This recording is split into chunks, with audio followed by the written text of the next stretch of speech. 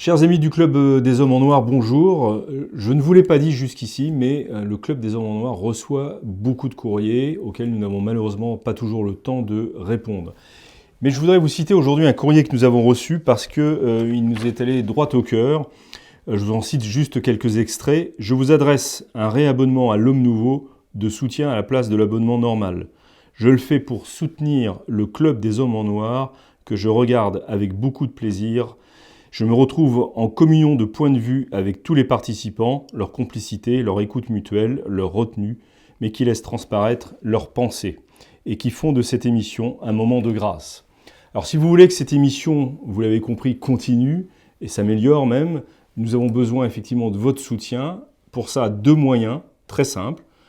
Prendre un abonnement à l'Homme Nouveau, c'est soutenir directement le Club des Hommes en Noir, et également n'hésitez pas à faire un don sur le lien qui s'inscrit dans la description de cette vidéo. Et puis aussi, n'oubliez pas surtout, nous avons besoin de votre soutien pour ça, de vous abonner à la chaîne YouTube. Nous sommes à 5000 abonnés à peu près, dépassons largement ce nombre. Le Club des Hommes en Noir le vaut bien et compte sur vous. Bonjour, bienvenue dans le Club des Hommes en Noir, un Club des Hommes en Noir qui va aborder un sujet lourd et que vous attendez certainement, à savoir le rapport de la commission Sauvé sur les crimes sexuels dans l'Église. Pour parler de ce sujet important, j'ai la joie, malgré tout, de recevoir l'abbé de Tanoirn. Bonjour monsieur l'abbé. Bonjour Philippe. Très heureux de vous retrouver. L'abbé Barthes. Bonjour Philippe. Très heureux aussi de vous retrouver, ça faisait longtemps. C'est vrai. Vous nous avez boudé pour les derniers des clubs des Hommes en Noir de la rentrée. L'abbé Grégoire de Cellier, c'est beau ça. Ah, ouais, enfin reconnaît ma juste valeur. L'abbé Grégoire Cellier, merci beaucoup monsieur l'abbé. Bonjour et à tous les auditeurs. Et puis notre ami John Smith. Oui, qui n'est pas un homme en noir. Qui n'est pas un homme en noir, mais qui fait de son mieux. Mais une femme en noir. Et Bonjour à je tous. vous en félicite, chère Jeanne, et merci de votre présence. Alors, pour commencer, peut-être une petite revue de presse, de la grande presse, pas notre petite presse à nous, mais de la grande presse. Le Monde fait sa une, pédocriminalité, le rapport Sauvé accable l'Église. Libération, pédocriminalité, l'Église impardonnable. Et j'ai pris un autre code quotidien, Le Figaro, abus sexuels, l'Église sous le choc de la vérité. Alors, crime impardonnable, vous êtes par ailleurs sous le choc de la vérité, vous êtes accablé. Et là, je m'adresse particulièrement aux ecclésiastiques que vous êtes. Je pense que la pédophilie, il en est question dans l'Évangile. Malheur à celui qui scandalisera un seul de ses petits, il aurait mieux valu pour lui qu'il soit plongé dans un lac avec une meule de moulin autour du cou. On n'a pas l'habitude d'entendre le Christ parler si durement. Le Christ pardonne aux pécheurs, il pardonne à Marie-Madeleine, il pardonne... Mais apparemment, il a du mal à pardonner aux pédophiles. C'est pour ça que, paradoxalement, la une de Libération serait assez évangélique, finalement, si on prend les choses de ce point de vue. Si on les prend de ce point de vue. Je ne suis pas sûr qu'il les ait pris de ce point de vue, mais votre approche est vraiment intéressante. Enfin, nous rappeler l'Évangile, effectivement. Je pense qu'il faut toujours remonter à l'Évangile. Oui, oui. Monsieur l'abbé ? Oui, je suis... Il faut remonter à l'Évangile aussi, oui. Bien. Alors après, il faudra discuter, on va le faire sans doute, des chiffres qui sont présentés, de la manière dont ils sont... Mais en toute hypothèse, il n'y aurait-il eu que quelques cas avérés et jugés, parce que c'est aussi cette affaire-là, que ce serait terrible. Ceci dit, on sait bien que l'homme est faible, mais que le prêtre l'est aussi, qu'il a des responsabilités particulières, et que dans toutes les questions qui tournent autour du 6e commandement sont importantes, qu'il y a des péchés, et certains plus graves que d'autres. Je pense qu'il n'y a pas seulement, je dirais aujourd'hui, la question de la pédocriminalité, comme on l'appelle, donc de la pédophilie, mais aussi celle de l'homosexualité. Qui n'est pas du tout abordé, et qui est aussi quelque chose contre nature. Enfin bon, bien évidemment, ça n'a pas la même gravité, encore que dans certains cas, l'homosexualité s'adresse à avoir pour victimes entre guillemets ou sans guillemets, peu importe, des adolescents. Et donc là aussi, c'est quand même d'une très grande gravité. Voilà. Alors, crime impardonnable, oui, comme vous dites, c'est pas le crime contre l'esprit. D'une certaine façon, en tout cas dans l'Évangile, c'est un crime qui a un statut particulier. Et une condamnation, extrêmement lourde. Très lourde. Monsieur l'abbé. Moi, je dirais, effectivement, donc si vous voulez, la presse accable l'Église, comme vous dites. Comme elle le dit, voilà. Enfin, elle estime que c'est le rapport de facto, les évêques de France, faisant un choix qui peut toujours être discuté, mais qui en même temps avait du sens, ont quand même mis en place cette commission, ont fait ce gros effort et acceptent, je dirais, bon, les retombées désagréables. J'aimerais que l'Éducation nationale fasse la même chose, un certain nombre d'institutions fassent la même chose. Donc je pense quand même qu'il y a de la part de l'Église, même actuelle, etc., avec tous ses limites et ses défauts, une volonté d'assainir la chose. Mais évidemment, cela renvoie à des pratiques passées qui sont en bonne partie le fruit de l'atmosphère générale de la société. C'est-à-dire qu'on ne faisait pas assez attention à ces choses-là, on ne croyait pas assez à la parole des victimes, on protégeait trop les institutions. Dans toute la société, et puis on n'avait pas forcément perçu, je pense que c'est une chose très importante, on n'avait pas forcément perçu que les personnes atteintes donc de ce problème de la pédophilie ne peuvent pas être remis dans le circuit. En fait, il faut les mettre dehors et soit les mettre archivistes ou bibliothécaires, etc. En tout cas, plus en contact avec des jeunes, parce que malheureusement, leurs pulsions sont très fortes. Donc, je dirais, il y a une vraie démarche de la part de l'Église de France, sérieuse et approfondie, et ils en payent aussi les conséquences au point de vue médiatique, et le fait que ensuite, on pourra discuter de ce qu'a fait la Commission et de la pertinence de ces chiffres, mais aussi le fait que la société tout entière a mieux compris ce qui se passait là-dedans et que l'Église, je pense, est relativement en pointe pour traiter le problème. Alors juste un mot avant de donner la parole à Jeanne. Je suis assez frappé en lisant un peu la presse que Monsieur Sauvé rappelle bien qu'il est le président de cette commission, que les travaux ont été menés, mais très peu de fois il est rappelé que c'est à la demande de l'Église. Payé par l'Église. Et payé par l'Église, et à aucun moment vraiment... Mais Carnot s'apprête à payer aussi les victimes. Non mais ça c'est encore autre chose, mais à aucun moment il est rappelé justement que l'Église est à l'origine, enfin l'Église de France est à l'origine de ce... Je voudrais dire qu'il y a un péché particulier de l'Église parce que, bien sûr, comme dit Chesterton que vous aimez, ils sont pires parce qu'ils devraient être meilleurs. Mais ça n'enlève rien à la responsabilité grave, très grave de l'Église, mais il aurait été honnête de rappeler que cette commission a été mise en place à la demande des évêques de France. Ça a été dit quand même.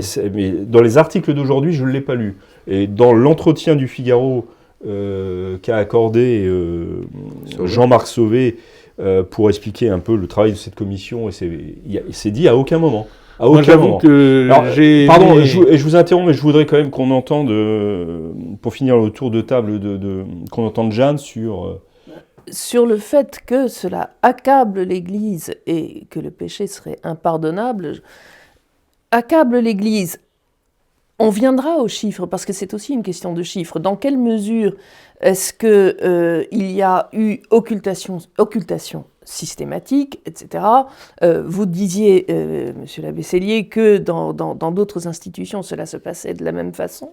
Et donc, on est en train de comparer, de juger selon des normes actuelles ce qui s'est passé alors, ce qui pose toujours un petit problème, mais je crois que ce n'est pas le principal problème. Le principal problème est effectivement que des enfants aient été agressés dans leur innocence pendant ces 70 années, et apparemment, surtout, si on en croit la commission, dans les années 1950-1960, époque où il y avait encore énormément de prêtres, et que finalement, on a l'impression qu'à l'époque, on ne savait pas prendre la mesure de ce que c'était ce péché. Et ce que dit la Commission, et ce n'est pas totalement inaudible, c'est que on considérait le péché du point de vue du pécheur, donc éventuellement du prêtre transgresseur, mais pas de la victime, en disant que soit on ne la croyait pas, soit on la décourageait, soit on lui demandait de se taire. Et là, je crois que le principal problème est là, parce que qu'il y ait des pécheurs, il y en a partout. Certes, mais ça n'était pas seulement dans l'Église. Mais ça n'était pas seulement dans l'Église. Je veux dire que le fait Bien qu'on ne parle que de celui qui Oui. faisait le mal, dont on riait Oui. parfois, enfin bon, j'ai connu des cas dont on parlait, de prédateurs. Et vous en riez? Non, on ne riait pas, mais enfin... C'est ce que vous venez de dire. Oui, donc, mais j'entends que, bon, on riait du fait de ce monsieur un tel qui donnait des bonbons aux petits-enfants pour les attirer. On peut parler de cas très connus, Gilles par exemple. Oui. Jamais personne, enfin, ou bien on riait, ou bien ça dégoûtait, mais en effet, on ne s'occupait pas des petits-enfants, qui se sortaient comme ils pouvaient. Voilà, mais la parole des enfants n'était pas écoutée pour ça, ni pour le reste.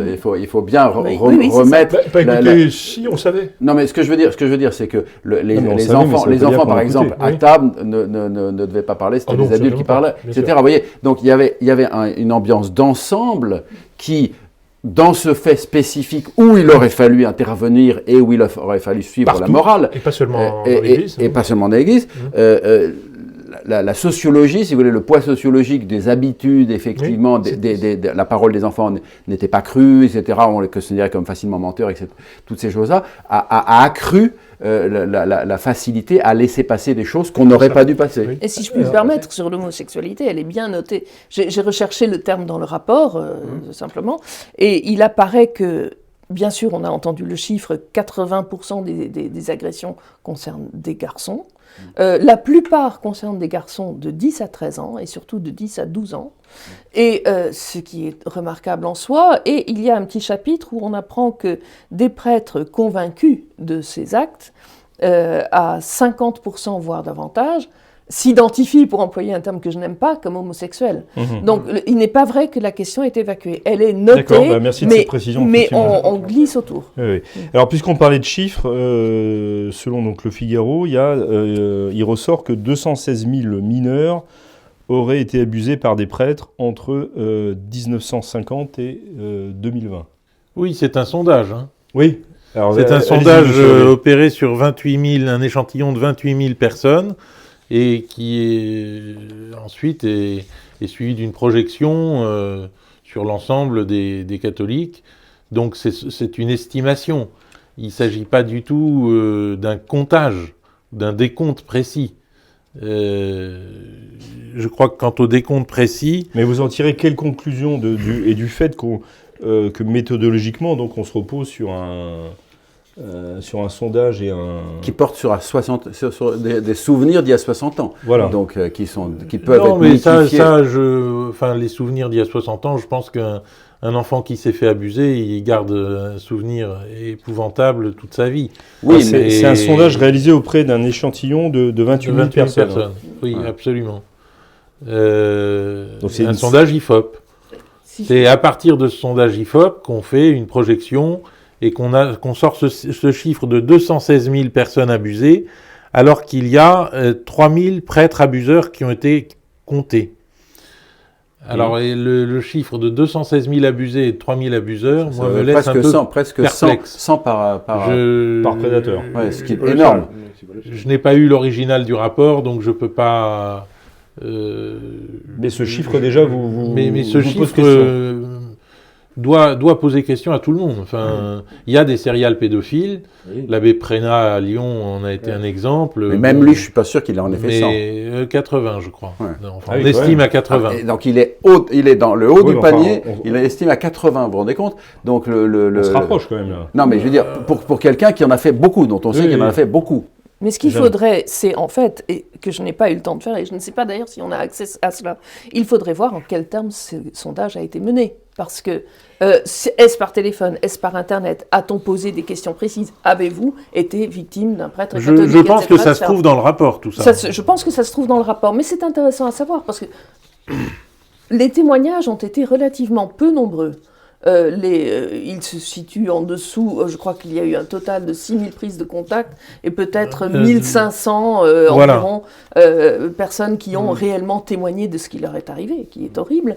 Mais pour arriver aux fameux 216 000, dont on nous dit qu'il y a une marge d'erreur de 50 000 dans les deux sens, ce qui n'est pas rien, avec 95% de chances, nous dit-il, que ce soit le chiffre qui soit bon, on ne sait pas si ces témoignages sont sincères, véridiques, contrôlables, vérifiables, on n'en sait rien. C'est ça le gros problème. Et c'est aussi sur ce sondage qu'on se fonde pour dire que dans le monde du sport ou le monde de l'école, il y a eu proportionnellement moins d'agressions. Je crois que ça a été fait. C'est un sondage qui donne tout cela. Donc on ne sait pas vraiment si les gens qui ont répondu avaient une certaine animosité face à l'Église catholique, s'ils étaient des pratiquants, si ceci ou cela. Je pense qu'il y a tout de même une question qui se pose à propos de ce sondage qui, dans le rapport, est présenté comme absolument au-dessus de tout soupçon, mais sans aucune explication. Alors, il y en a certainement dans les annexes, ça, il faudra prendre le temps de les éplucher. Il y a 2000 pages d'annexes, donc oui. j'avais les hier... Au total, on se fonde, en effet, sur des témoignages, ou des témoignages de sondage, enfin, peu importe, mais sur aucune condamnation. Enfin, on parle des condamnations par ailleurs. Mais c'est quand même très très ennuyeux. Bon, certes, il n'y a pas de fumée sans feu, donc ça veut dire qu'il y a un problème grave, tout ça, on est bien d'accord. Certes, mais... c'est d'autant plus grave que ça vient de la part de membres de l'Église. Tout à fait. Oui, mais ça, le côté moral, le fait que si c'est des prêtres, c'est beaucoup plus grave. Oui, non, bien sûr, mais il faut quand même le rappeler. Certes, c'est évident, bien sûr. Non, c'est pas si évident que ça. Bien sûr, alors il faut insister là-dessus. En effet, bien sûr, c'est un crime horrible, pour encore une fois revenir à l'Évangile, mais qui ne parlait pas que des prêtres. Voilà. Non, mais je veux dire, le prêtre en tant que tel, qui est l'homme de confiance et de vie... Je veux dire, du point de vue fondamental, pour un jury, c'est quand même ennuyeux, quoi. On parle de choses qui n'ont pas été jugées. Oui, absolument. Ou quelques-unes l'ont été. Donc très bien. On parlerait de celle-là, ce serait parfait. Pour le reste, encore une fois, il n'y a pas de fumée sans feu, en effet. Donc il faut noter aussi que parmi les victimes, le rapport parle très précisément du problème posé par les communautés nouvelles, où il y avait une forme d'emprise, je suppose, ça n'est pas dit, mais une forme d'emprise peut-être sectaire, où il y avait des abus en Syrie. Enfin, je veux dire, oui, ils mettent en cause souvent touchant des adultes, là, pour le coup. Oui, touchant, mais ou des femmes vulnérables, parce que et il faut bien noter qu'il ne s'agit pas seulement de victimes mineures, il s'agit de toutes les personnes vulnérables, donc des séminaristes, des personnes qui entrent dans des communautés, etc. Tout ça est pris en compte dans le rapport. Alors pour les communautés nouvelles, c'est ce qui est ce qui est pointé, c'est le poids du fondateur, voilà. Le mélange la confusion entre le fort interne et le fort externe dans la direction. Voilà, c'est principalement... Et même la psychanalyse est écorchée au passage. Cela dit, et communauté nouvelle, je pense qu'il faut le voir aussi au sens très très large du terme, pas simplement les communautés dites charismatiques, mais toute communauté nouvellement mise en place et nouvellement créée. Mais je pense que le problème de ces communautés, si on fait un petit aparté sur ces communautés, c'est qu'en partie, on n'a pas suivi le droit canonique. Le droit canonique est très clair sur les élections de supérieurs. Normalement, le supérieur ne doit pas dépasser 6 ans. Ou éventuellement, vous voyez, c'est quand même précis et tout ça. Et si on ne le respecte pas, il y a des risques. Chez les légionnaires du Christ, etc., les supérieurs ont été supérieurs beaucoup trop longtemps. C'est une réalité objective. Le droit canonique est assez strict là-dessus. Et s'il n'est pas respecté, c'est l'ouverture. Je ne dis pas que ça sera forcément, mais c'est l'ouverture à des problèmes potentiels. Parce que le droit canonique met des règles sages, justement, pour éviter ce genre de choses. Problème de personnalité. Ouais. Puisqu'on parle de cela, il y a l'entretien accordé par Jean-Marc Sauvé donc au Figaro, lui pointe donc plus largement une responsabilité de nature systémique de l'Église. Donc ça serait l'Église vraiment en tant que telle qui poserait problème, et pas simplement, même si c'est pointé pour les communautés nouvelles au sens large, le poids du fondateur ou la place du fondateur. Là, ce qui est vraiment mis de manière, ce qui est vraiment pointé du doigt pour tous les cas, c'est la responsabilité, je répète, de nature systémique de l'Église. Oui, et la mise en cause, par exemple, du sacrement de pénitence, alors, du secret qui est afférent. Mais d'abord, si on pouvait s'attarder sur... Non, mais c'est le système ecclésial, justement, qui est mis en cause. Et le cœur du système, c'est le sacrement de pénitence. C'est-à-dire, on va jusque-là. Mais aujourd'hui, on va jusque-là. Oui, mais je Et dirais et la sacralisation du non, mais prêtre. ce sont Et des la actes externes. Ce sont des sacralisation. actes externes que le supérieur peut connaître de façon externe. Donc, normalement, le supérieur ne confesse pas les membres de sa communauté. Sauf Et donc, exception. voilà. Et donc, C'est pas forcément les communautés. Oui, là c'est beaucoup. On On est est dans le- quand je dis dans le en train de diocèse. réhabiliter les confessionnaux qu'on a Ouais. brûlés en grande pompe Mm. et dont on se rend compte que finalement le sacrement de pénitence est un acte tellement extraordinaire et intime que ça vaut la peine, oui, qu'il ait lieu dans un lieu public. un lieu public et un lieu où il n'y a pas d'attouchement possible Mm. Tout à fait. Voilà. Mais par le confesseur. je ne pense pas que les abus soient essentiellement La fameuse confessionnels. grille du confessionnal est Oui. autant destinée aux confesseurs qu'aux confessés. Ouais, Peut-être plus encore. ouais.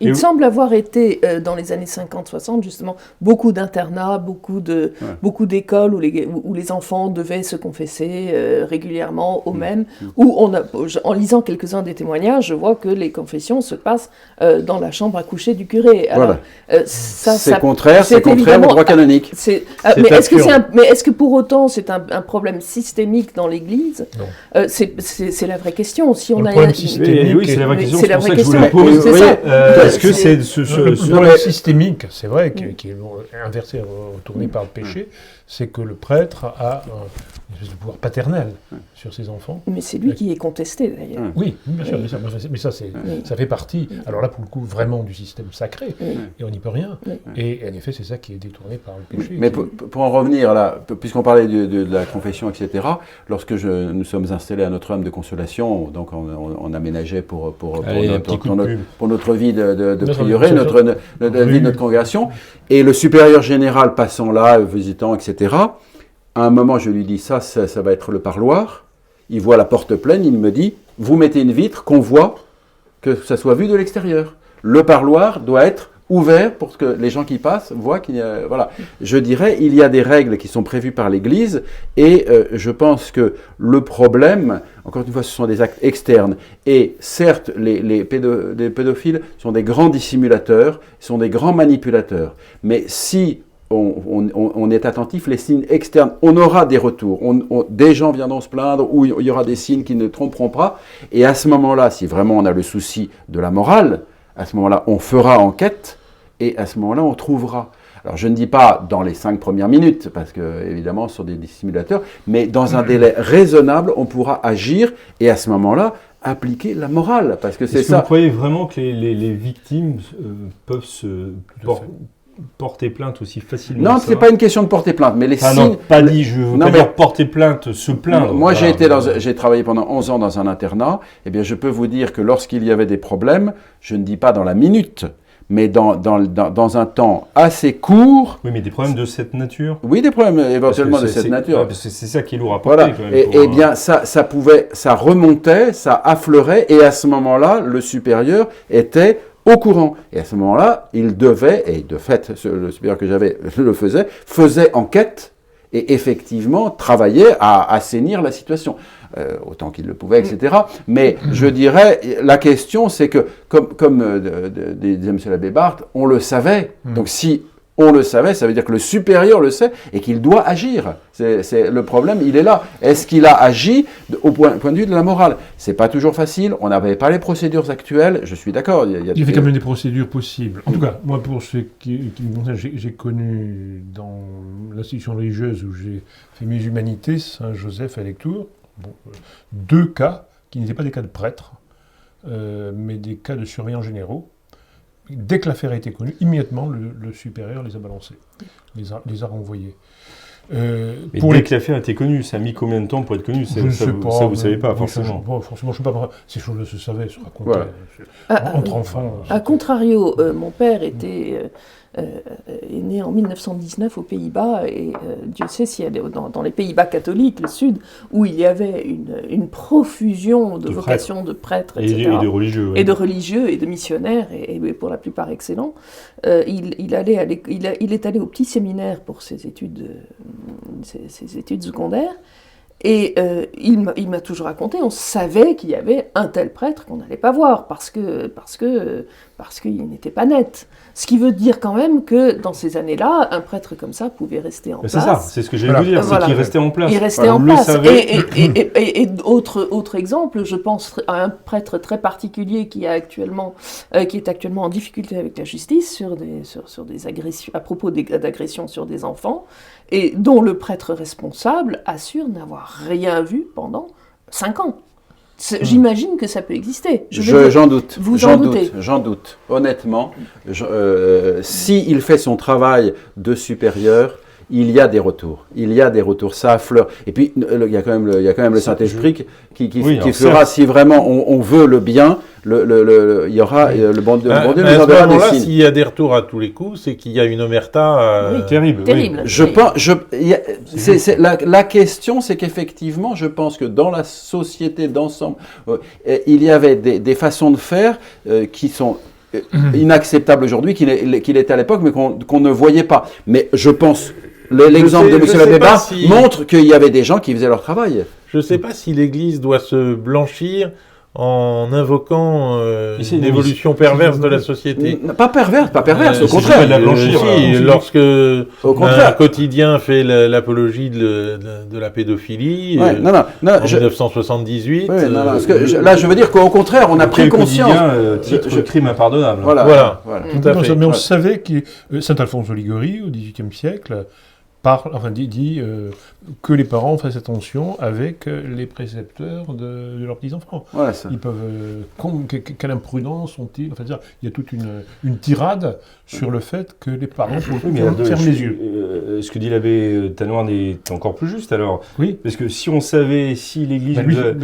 donc ça veut dire qu'il y a eu une omerta. On a quand même planqué un certain nombre de choses. Voilà, donc je pense qu'effectivement, il y a un problème moral, c'est-à-dire l'abbé Barthes manifeste que certains faisaient leur travail correctement, c'est-à-dire qu'ils intervenaient pour défendre la vertu, tout simplement, le bien, et d'autres ne l'ont pas fait, encore une fois, sous le défendre la vertu ou condamner le crime, parce que je préfère prendre les choses de ce point de vue. Ouais, non, mais je veux dire, défendre la vertu aussi qu'il n'y ait plus de ces actes dans cette école, par exemple. Je veux dire, c'est défendre la vertu des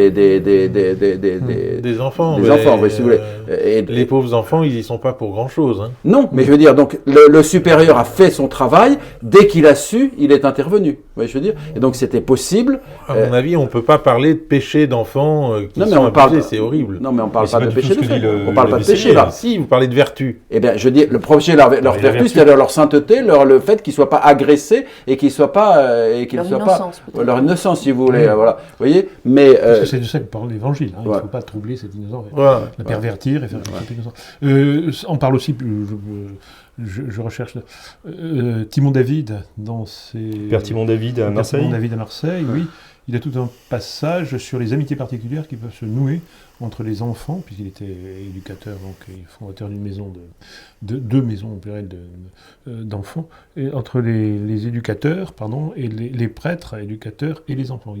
C'est une plaie terrible qu'il faut surveiller de très près, et qui, dit-il, il faut savoir, la nature humaine étant ce qu'elle est, même si ça paraît très platonique, peut aller à des choses les plus graves. Mais si je puis me permettre, il y a quand même un paradoxe dans l'affaire actuelle, c'est que l'innocence des enfants, aujourd'hui, n'existe très largement plus, en ce sens qu'ils sont conscients de tout le mal qui peut exister. Ils y sont poussés assez largement par tout ce qui les entoure. Ils y sont poussés par une éducation sexuelle, entre guillemets, qui également soutient que tout ce qui est consenti et agréable est bon.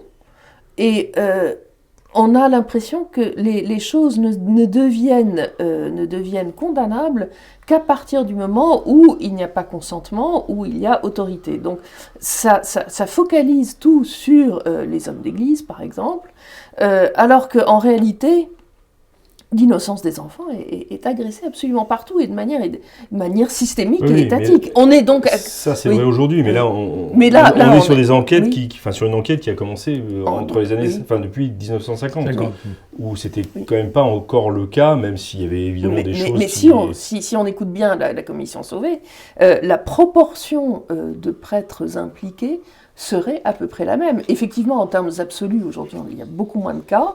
Apparemment, les cas stagnent, mais on a une proportion qui n'est pas si différente. Voilà. Cela étant, il y a plus de pédophiles chez les prêtres, chez les moniteurs de colonies de vacances ou les moniteurs de sport auprès des enfants que chez les mineurs de fond. Donc évidemment, ces personnes-là se dirigent vers là où il y a des enfants, premièrement parce qu'ils sont doués avec les enfants, la plupart sont doués avec les enfants, et deuxièmement parce qu'ils sont attirés par ça. Alors forcément, ils vont plus vers ces institutions où il y a des enfants que mineurs de fond. Bien sûr. Voilà. Bon, ce qui n'enlève rien quand même au drame. Ah non, mais ce que je veux dire, c'est quand on dit voilà, comment se fait-il que parmi les prêtres ou parmi les moniteurs de colonies de vacances ou parmi les professeurs, il y a plus de pédophiles que chez les mineurs de fond, parce qu'il y a des enfants, tout simplement. Bien sûr. J'aimerais qu'on en vienne aux recommandations de la commission Sauvé, qui fait un certain nombre de recommandations du style pour gérer le phénomène donc de préconisation de cellules d'écoute, tribunal interdiocésain, rapport annuel, accompagnement des victimes, formation accrue des évêques, des prêtres et des séminaristes sur ce sujet avec des entretiens annuels, généralisation des protocoles entre le parquet et les diocèses, renforcement de la vigilance sur les nouvelles communautés et leur charisme, on en a parlé tout à l'heure, mais par ailleurs, et c'est là où, sur ces sujets que j'aimerais vous entendre, en premier lieu, la commission Sauvé donc recommande ce qui touche au secret de la confession et demande qu'on fasse obligation aux confesseurs de signaler aux autorités judiciaires les violences sexuelles sur mineurs ou personnes vulnérables entendues en confession. Et donc là, on touche à un élément essentiel du sacrement on fait sauter de le confession. sacrement. On fait sauter le sacrement. Alors, est-ce que la commission Sauvé va au-delà de son mandat Mais en cours de théologie morale, on avait ce genre de cas un peu présenté de façon un peu rocambolesque, mais enfin, on vous dit que un tel vous dit qu'il va aller tuer et il vous le dit en confession. Qu'est-ce que vous pouvez faire ? Évidemment que il faut le dénoncer. Je pense que Ah non, on ne peut pas le dénoncer. Dans la casuistique. Ah non, on ne peut Vous pas le êtes dénoncer. Non, pas du tout. Ça m'avait frappé. Ah non, on ne peut pas le dénoncer. On ne peut pas le dénoncer nommément. Mais c'est pas un péché commis et avoué, c'est un Il péché faut annoncé. soit le pousser à se dénoncer. Pousser, ça c'est une chose. C'est le pousser à se dénoncer. Pousser à se dénoncer, Voilà. là, on est d'accord. Mais il reste libre. Mais en tout cas, on ne peut pas le laisser dans la nature, c'est évident. Donc, le sacrement de pénitence est quelque chose de magnifique. Dans la guérison du paralytique, on dit il glorifiait Dieu qui a donné un tel pouvoir aux hommes, le pouvoir de pardonner les péchés. Et normalement, seul Dieu peut pardonner les péchés. Que le Christ ait donné ce pouvoir aux hommes, c'est la preuve de son optimisme fondamental quant à la nature humaine qu'il a créée. Mais évidemment, la corruption du meilleur est la pire des choses. Corruptio optimi pessima, comme on dit en latin. J'ai souvent pensé à ce dicton à propos de la pédophilie des prêtres. Certes, mais alors est-ce qu'il faut remettre... Je crois qu'il ne faut pas faire un drame du sacrement de pénitence. Mais je ne fais pas un drame, c'est une recommandation de la commission Sauvé de le faire... Mais la commission Sauvé s'attaque à la substance du sacrement. Il faut s'attaquer à la prudence de celui qui donne le sacrement, c'est ça. Ça, c'est une réponse. À la prudence ou à l'imprudence. C'est ça, mais étant entendu que le cas que vous présentez votre professeur de morale est un effet rocambolesque. La vérité, ce qui se passe, c'est qu'un oui, mais c'est pêcheur, intéressant. C'est comme tous les cas de morale. En réalité, ça n'est pas la morale, mais ce qui se passe, c'est qu'un prêtre pécheur qui a commis ces sortes de péchés, ou qui les commet actuellement, vient se confesser à vous. Donc, qu'allez-vous faire ? Vous allez dire, je ne peux pas vous donner l'absolution si vous ne vous dénoncez pas. Il faut absolument... C'est plutôt de cette manière-là que ça voilà. Mais vous, surtout pas... Vous n'allez jamais dire... J'ai entendu ce prêtre qui me disait une chose pareille. Voilà. Alors là, il n'y a plus rien, il n'y a plus de confession. Je ne sais pas, moi. Si vous savez que des enfants sont abusés par un serial pédophile qui a organisé les choses Enfin, le serial pédophile, s'il vient se confesser, puisque vous le savez en confession, vous le savez donc d'une manière qui montre que... Vous ne le savez pas d'abord, vous ne le savez pas déjà. Avec le secret de confession, vous ne le savez pas, Oui, tout simplement. en quelque Vous le manière. savez au moment de la confession, mais dès que vous êtes sorti, il y a oui, reset et il tout peut y avoir est effacé.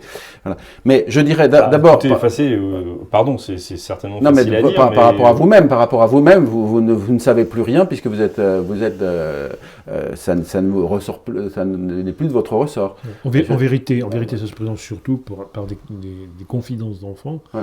Voilà, Mais ça c'est pas autre nécessairement en chose. confession. Voilà, ça c'est autre chose. Et dans le cas, par exemple, là aussi, la technique est extrêmement simple. Ouais. Ce que tu viens de me dire, tu vas me le répéter quand la confession sera finie. Exactement, par exemple. Sinon, Voilà. Mais je dirais d'abord, parce voilà. que là on est tout de suite, on est d'accord. Voilà, Ah ben, ça, c'est autre chose. c'est autre chose que C'est-à-dire, on est d'accord avec une bonne théologie, une voilà. théologie plus Voilà. morale, plus... Voilà. Non mais il faut On ne avant. peut pas laisser faire un crime, ça. Ah non, mais je suis d'accord, mais on ne peut pas faire un crime pour empêcher un autre crime, si vous voulez. Voilà, enfin, il y a une faute. Mais rappelons d'abord que parmi ces préconisations, je dirais les institutions ecclésiastiques les ont déjà mis en œuvre. C'est pour ça que je suis passé sur les... Bah oui, sur mais un très grand nombre d'entre elles. il faut le rappeler quand même. Il faut le rappeler, Mais c'est-à-dire c'est que... bien quand vous défendez l'Église de France. Non, mais nous aussi, On est très heureux. nous aussi, nous avons mis ce genre de procédure parce que malheureusement, comme tous, on est tous touchés de ce fléau. Et donc, il a été mis en place des procédures relativement efficaces, les moins mauvaises possibles de ce qu'on peut faire. Alors, ces préconisations, peut-être, il y a quelques éléments qui peuvent être améliorés. Et ensuite, effectivement, il s'attaque, si je puis dire, au sacrement de pénitence, qui me paraît pas vraiment le problème, parce qu'encore une fois, ce sont des actes externes qu'on peut savoir de façon externe. Et le fait de la confession d'un pédophile, d'abord, c'est des gens qui ne se dénoncent pas, même en confession, qui dissimulent même en confession, hein, très souvent, hein, parce que justement, ils estiment que ce qu'ils font est bien, hein, parce qu'un pédophile estime que l'enfant est demandeur et qu'il lui fait du bien, hein, donc il y a déjà un problème psychique chez la personne, et en réalité, simplement par les choses externes, 99% des cas seront résolus si on fait enquête à partir de ce qu'on sait de façon externe. Hors confession. Voilà. Jeanne, pour finir sur ce sujet... Oui, il y a une chose qui m'a quand même fait un peu rire dans le rapport, c'est que à Pourtant propos pas de très la... risible, excusez-moi.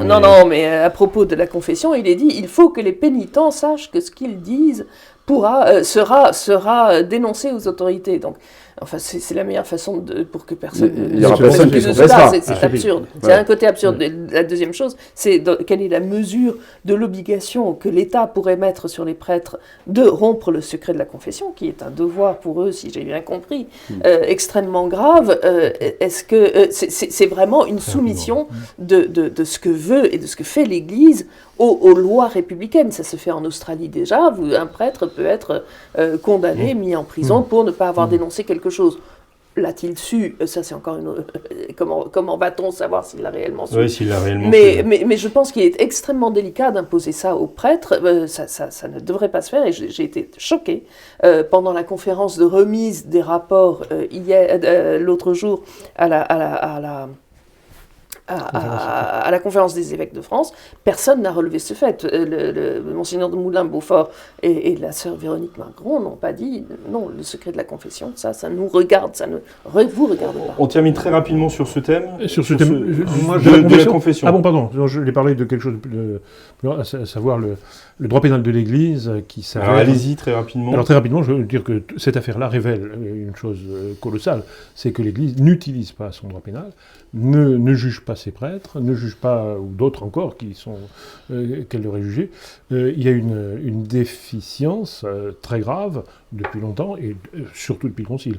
C'est ça que vous vouliez dire. C'est ce que je voulais dire. Oui, mais maintenant, actuellement, grosso modo, ce qu'ils font, je ne suis pas forcément d'accord avec ça, mais quand quelqu'un est condamné pour ces choses-là, il est radié de l'état ecclésiastique. Maintenant, c'est quasi systématique. C'est sûr, parce que ça vient de la Convention pour la doctrine de la foi, puisque c'est considéré comme delicta graviora. Ouais. Tout est envoyé à la Convention de la foi, qui va déléguer dans la congrégation en question ou dans le diocèse un tribunal, et qui jugera en dernière, enfin qui conclura sur cette affaire-là. C'est pas vraiment une deuxième instance, mais elle va conclure, et elle le fera, en effet, par, c'est la fameuse tolérance zéro. Voilà, Pour ça, et pour donc c'est la réduction systématique. Oui, alors quasiment, ça aussi, c'est discutable. C'est discutable, mais enfin, en tout cas, ils utilisent un certain droit pénal aujourd'hui. Oui, une certaine forme de droit pénal. C'est ça que je veux dire. C'est ça que je veux dire. Donc, voilà.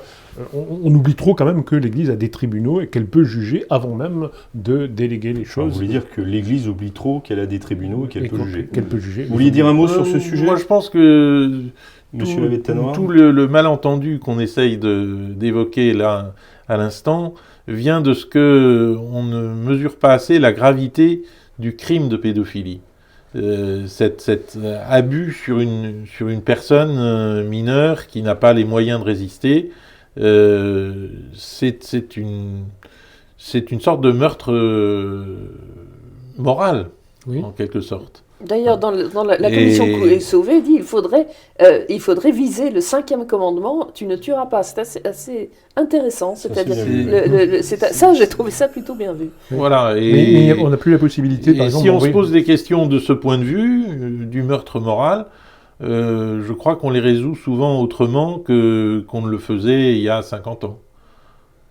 Où on a beaucoup mis on s'y attaquait pas en fait. les ordures sous le tapis. Oui, tout à fait. Je voudrais qu'on termine, parce que le temps a passé, sur une autre des préconisations de la commission Sauvé, qui est l'ordination d'hommes mariés. Est-ce que c'est une solution à ce type de crime extrêmement J'ai entendu grave? monsieur Mais la Sauvé ce matin pédophilie n'est dire- pas une sexualité. Oui, La pédophilie n'est pas une sexualité, c'est un crime. Et donc il n'y a aucun rapport entre le célibat et la pédophilie. Il y a des gens mariés qui sont pédophiles. Il y a la majorité, à l'intérieur de la la majorité famille, de la pédophilie est intrafamiliale déjà. C'est- Donc, mais Là, je trouve que la commission met sur le même plan des choses qui ne sont pas comparables. Et qui plus est, j'ai entendu monsieur Sauvé ce matin sur Au moment où nous enregistrons. France Inter, dire que non, pour lui, c'était pas le problème. voilà, je pense qu'ils veulent, et c'est encore une fois là, c'est une espèce de préconisation parce qu'ils croient savoir ce qu'il faudrait faire dans la Sainte Église de Dieu, que des gens mariés apporteraient une expérience, un regard différent. Je pense que c'est ça qui est derrière, mais enfin, jusqu'à preuve du contraire, un prêtre en paroisse, il est au milieu de gens mariés. Je veux dire, il croise l'expérience de gens mariés, etc. Alors peut-être. Mais qui ne sont pas au au poste de décision, dit la commission. Oui, non, mais soyons donc, sérieux. demande Aujourd'hui, les paroisses sont dirigées par les laïcs. Enfin, Oui. je veux dire, nous dire que le prêtre domine de façon incroyable, c'est pas du tout la réalité de ce qu'on vit aujourd'hui. Enfin, les conseils de paroisse, etc., sont très puissants, très influents. Ce sera le sujet, je crois, d'une autre. Voilà. Mais si on pourra aborder je puis juste ça dire un mot, plus tard. le coup des prêtres mariés ou de l'ordination d'hommes mariés est évoqué vraiment en passant, mais ce qui est beaucoup évoqué de manière qui me paraît beaucoup plus gênante, c'est de dire le problème, c'est que le prêtre est identifié au Christ. Et ça, c'est une déposition d'Isabelle de Gaulmin de la Croix, que j'avais lue avant, qui est venue dire ça à la commission. Oui, le problème, c'est que on voit le prêtre comme un autre Christ en dehors du moment où il célèbre les sacrements. Et je pense que il y a vraiment une question de dénonciation de la paternité, de l'autorité, etc., une volonté de démocratie dans l'Église. Je trouve que c'est tout à fait de synodalité, le mot apparaît assez souvent, apparaît plusieurs fois dans le rapport. On a cette idée que le prêtre est prédateur et ces prédations vont être mises sous le tapis parce que depuis le Concile de Trente, on l'assimile au Christ.